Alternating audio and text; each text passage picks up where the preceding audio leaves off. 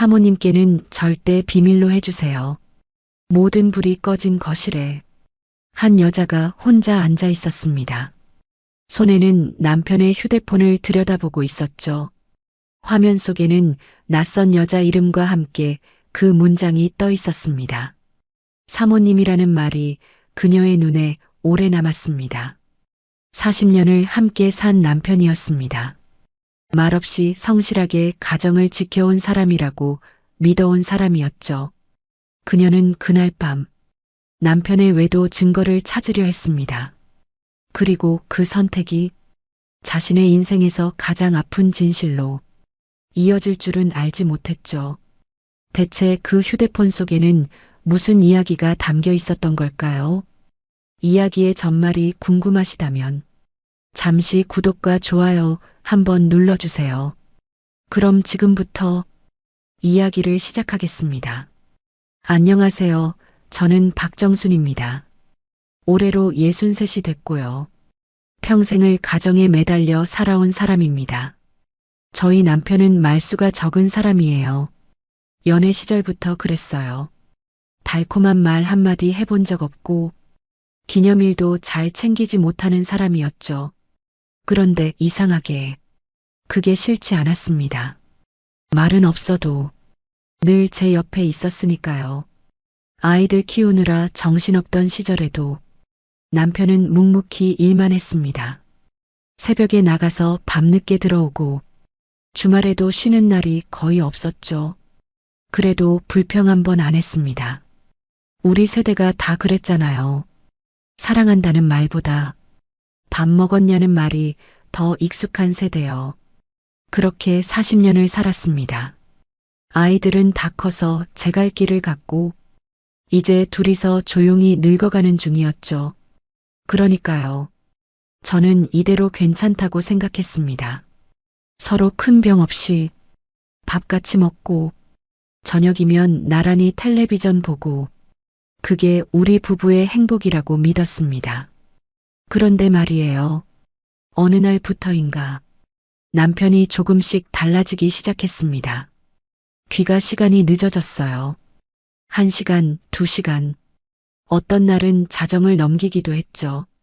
물어보면 그냥 산책 좀 했다고만 했습니다. 전화도 이상했습니다. 벨이 울리면 슬쩍 밖으로 나가서 봤더니 돌아와서는 아무 말도 없었어요. 휴대폰도 예전엔 식탁 위에 아무렇게나 두던 사람이 어느 순간부터 늘 잠가 두더군요. 저도 모르게 눈이 가기 시작했습니다. 남편이 웃을 때 누구 생각을 하며 웃는 건지, 전화 받으러 나갈 때 어떤 목소리가 그를 부르는 건지 밤마다 그런 생각이 머릿속을 맴돌았습니다. 괜히 묻지 않으려 했습니다. 이 나이에 의심부터 하는 아내가 되고 싶지 않았어요. 40년을 함께 산 사람인데 그 정도 믿음은 있어야 하는 거 아닌가요? 그래서 참았습니다. 아무렇지 않은 척 했습니다. 밥상 차리고 빨래 개고 텔레비전 보면서 웃고 근데요. 마음은 그게 안 되더라고요. 혼자 설거지 하다가 문득 손이 멈출 때가 있었습니다. 설마 그 두 글자가 머릿속에서 떠나질 않았습니다. 그러던 어느 날 저녁이었습니다.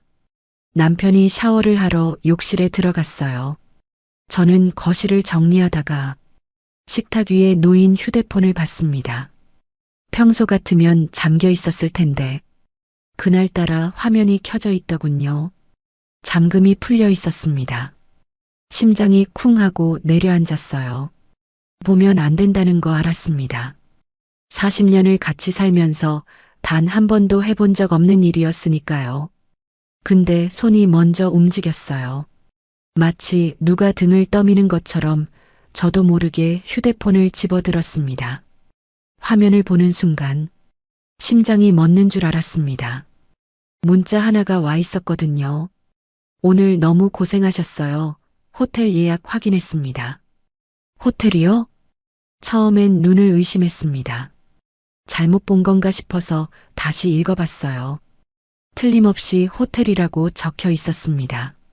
보낸 사람은 최미연. 처음 보는 여자 이름이었어요. 손이 떨렸습니다. 휴대폰을 떨어뜨릴 뻔했어요. 이 사람이 정말 머릿속이 하얘졌습니다. 40년을 함께 살면서 이렇게 무너지는 기분은 처음이었어요. 그 세월이 다 뭐란 말인가요? 설마 이럴 수가 있나 믿고 싶지 않았습니다. 근데 눈앞에 증거가 있었어요. 호텔 예약이라니. 그게 무슨 뜻인지 애써 모른 척하고 싶었습니다. 가슴 한쪽이 쿵쿵 내려앉는 느낌이었습니다. 그때 욕실 문 여는 소리가 들렸습니다.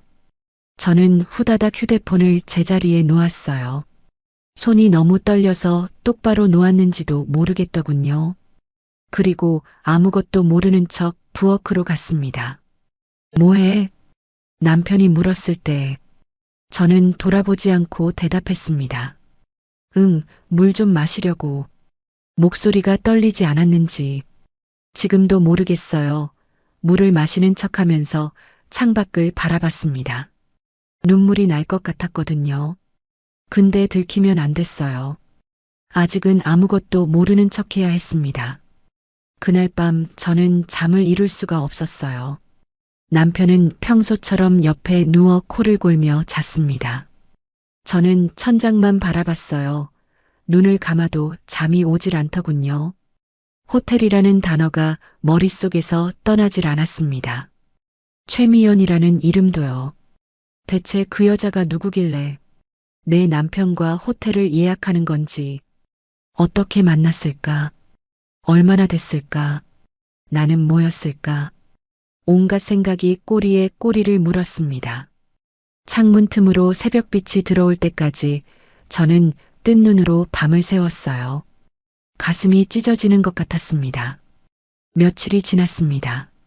저는 아무렇지 않은 척 살았어요. 밥 차리고 빨래 개고 텔레비전 보면서 웃고 평소랑 똑같이요. 근데 속은 그게 안 되더라고요. 밤마다 그 문자가 떠올랐습니다. 호텔 예약이라는 말, 최미연이라는 이름, 도대체 뭘까? 알아야겠다는 생각이 점점 커졌어요.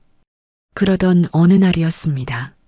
남편이 샤워를 하러 들어간 틈을 타 저는 이번엔 일부러 휴대폰을 찾았어요. 이번에도 잠금이 풀려 있었습니다. 남편이 요즘 부쩍 깜빡깜빡하거든요. 떨리는 손으로 메시지함을 열었습니다. 최미연이라는 이름을 눌렀어요. 이번엔 대화 내용을 처음부터 읽어봤습니다. 드레스, 식순, 장소 확인. 순간 손가락이 멈췄습니다. 이상했습니다. 제가 생각하던 그쪽 이야기가 아니었어요. 그리고 그 아래 메시지 하나가 더 있었습니다. 사모님께는 절대 비밀로 해주세요. 그 문장을 보는 순간 가슴이 철렁 내려앉았습니다. 사모님, 그 말이 자꾸 마음에 걸렸습니다. 저를 부르는 말 같기도 하고 아닌 것 같기도 하고요. 메시지 아래에는 영상 파일 하나가 있었습니다. 제 이름이 적혀 있었어요. 정순에게. 그걸 보는 순간 숨이 턱 막혔습니다. 왜 제 이름이 있는 건지, 무슨 영상인지 아무것도 알 수가 없었습니다. 재생 버튼 위에 손가락을 올려놓고 한참을 멈춰 있었어요. 누르면 돌이킬 수 없을 것 같았거든요. 그때 욕실에서 물소리가 멎었습니다. 저는 화들짝 놀라 휴대폰을 제자리에 내려놓았어요. 심장이 너무 빨리 뛰어서 숨을 고르느라 한참이 걸렸습니다. 아무 일도 없었던 것처럼 부엌으로 가 컵을 하나 꺼냈어요. 물이 넘칠 때까지 그대로 두고서야 제가 떨고 있다는 걸 알았습니다. 그날 밤 저는 잠을 잘 수가 없었어요. 외도라는 생각도 아니라는 생각도 머릿속에서 뒤엉켜 있었습니다. 드레스와 식순, 그리고 제 이름이 적힌 영상, 어느 쪽도 선뜻 이어지지 않았어요. 확실한 건 하나였습니다. 이건 제가 처음 생각했던 이야기랑은 조금 다르다는 것. 그리고 그 답은 아직 휴대폰 안에 남아있다는 것 뿐이었습니다. 며칠을 그렇게 보냈습니다. 영상을 봐야 하나 말아야 하나. 매일 밤 고민했어요. 근데 모르는 채로는 못 살겠더라고요. 이대로 가슴에 묻어두기엔 너무 답답했습니다. 그러던 어느 날 밤이었어요. 남편이 소파에서 텔레비전을 보다가 그대로 잠이 들었습니다. 저는 살금살금 식탁으로 갔어요. 휴대폰이 거기 있었거든요. 이번에도 잠금이 풀려 있었습니다. 떨리는 손으로 메시지함을 열고 그 영상 파일을 찾았어요. 정순에게 심호흡을 하고 재생 버튼을 눌렀습니다. 화면이 켜졌습니다. 어디선가 본 것 같은 복도가 보였어요. 하얀 벽에 긴 의자들, 병원이었습니다. 그리고 화면 가운데 남편의 얼굴이 나타났어요. 유난히 수척해 보였습니다. 볼이 움푹 들어가 있었고 눈 밑에 그늘이 져 있었어요. 남편이 카메라를 보며 쑥스럽게 웃었습니다. 말을 꺼내기까지 한참이 걸리더군요. 정순아, 남편의 목소리가 들렸습니다. 나야 당신 남편 성호. 또 멋쩍게 웃었어요. 이런 거 처음 찍어보네. 어색해서 어떻게 해야 할지 모르겠다. 남편이 잠시 말을 멈췄습니다. 그리고 표정이 조금씩 어두워졌어요. 정순아, 사실은 남편이 입술을 깨물었습니다. 나 병이 있대. 심장이 멎는 것 같았어요. 의사 선생님이 그러더라. 시간이 얼마 없대. 눈앞이 캄캄해졌습니다. 남편이 말을 이었어요. 그래서 생각했어. 남은 시간 동안 뭘 해야 할까? 당신한테 뭘 해줄 수 있을까? 그 생각만 했어. 남편의 눈가가 붉어지더군요. 그러다 떠올랐어. 우리 결혼식. 40년 전에 우리 허름한 예식장에서 빌린 드레스 입고 올렸잖아. 하객도 별로 없었고, 밥도 설렁탕으로 대충 때웠고, 남편이 웃었습니다. 근데 그 웃음이 눈물처럼 보였어요. 그때 당신 드레스 입은 모습, 아직도 기억나. 예뻤어. 그래서 준비했어. 리마인드 웨딩이라고. 결혼식 다시 올리는 거야. 남편이 말했습니다. 이번엔 제대로 해주고 싶었어. 예쁜 드레스도 입히고, 좋은 데서 밥도 먹고, 사진도 많이 찍고, 최미연 씨는 웨딩 플래너야. 그 사람이 다 도와줬어. 호텔도 그 사람이 알아봐 준 거고. 남편이 코를 훌쩍였어요. 저는 휴대폰을 든 채로 그 자리에 얼어붙어 있었습니다. 눈물이 멈추지 않았어요. 저는 그제야 알았습니다. 그동안 제가 상상했던 그 모든 게 전부 틀렸다는 걸요. 외도가 아니었습니다. 남편이 저 몰래 준비하던 건 마지막 선물이었어요. 자기가 떠나기 전에 저한테 행복한 기억을 남겨주려고 그렇게 숨기고 있었던 거였습니다. 영상 속 남편이 한참을 말없이 있다가 다시 입을 열었어요. 정순아, 미안해. 남편의 목소리가 떨렸습니다. 평생 표현을 못했어. 사랑한다는 말, 고맙다는 말, 한 번도 제대로 못했잖아. 맨날 무뚝뚝하게만 굴고, 당신 마음도 몰라주고, 그게 후회돼. 남편이 눈물을 닦았어요. 그리고 걱정돼. 내가 먼저 가면, 당신 혼자 어떻게 살까? 그 생각하면 잠이 안 와. 밥은 제대로 챙겨 먹을지, 아프면 누가 병원 데려갈지. 남편이 카메라를 똑바로 바라봤습니다. 정순아, 부탁이야. 나 없어도 잘 살아. 건강하게 오래오래 살아. 알았지? 사랑해. 영상이 끝났습니다. 저는 한참을 그 자리에 앉아 있었어요. 휴대폰을 꼭 쥔 채로 소리 없이 울었습니다. 소파에서 남편의 코 고는 소리가 들렸어요. 저 사람이 저렇게 아픈 줄도 모르고 저는 의심만 하고 있었습니다. 가슴이 찢어지는 것 같았어요. 다음 날 아침이었습니다. 남편이 밥을 먹다가 물었어요. 어제 잠 못 잤어? 눈이 많이 부었네. 저는 대답 대신 남편을 바라봤습니다. 그리고 입을 열었어요. 나 다 알아. 남편의 숟가락이 멈췄습니다. 영상 봤어. 남편이 아무 말도 못하더군요. 얼굴이 굳어졌어요. 왜 혼자 숨겼어? 제 목소리가 떨렸습니다. 왜 나한테 말 안 했어? 남편이 고개를 숙였어요. 걱정할까봐. 그게 걱정이야? 저는 울컥했습니다. 40년을 같이 살았는데 이런 걸 혼자 짊어지면 어떡해. 남편이 한참을 말없이 있다가 조용히 말했어요. 미안해. 리마인드 웨딩. 깜짝 선물로 해주고 싶었는데 들켜버렸네. 남편이 쓸쓸하게 웃었습니다.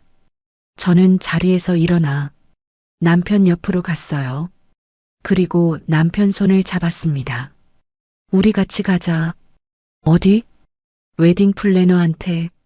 남편이 눈을 동그랗게 떴어요. 들켰으니까 이제 같이 준비하자.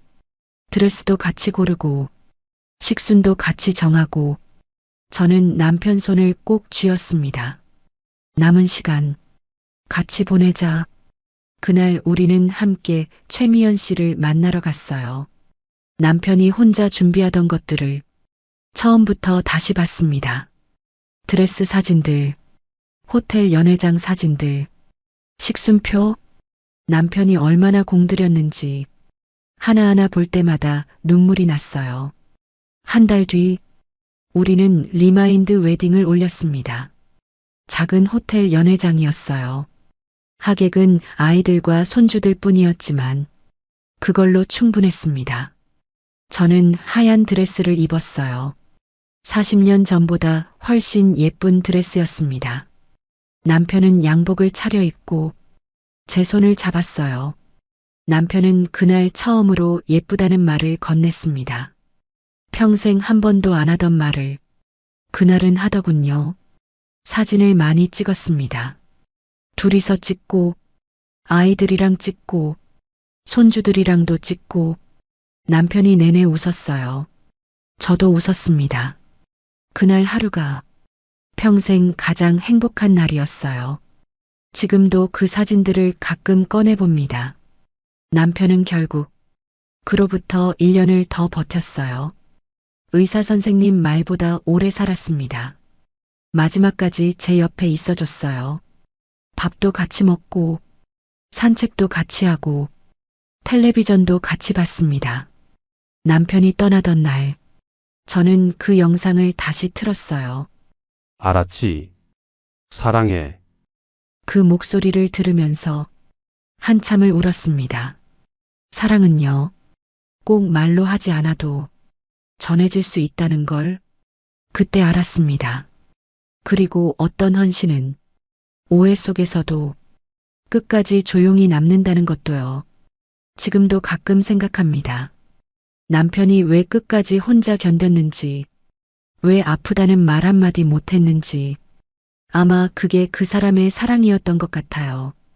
말 대신 행동으로, 표현 대신 준비로 보여주는 게 그 사람 방식이었으니까요.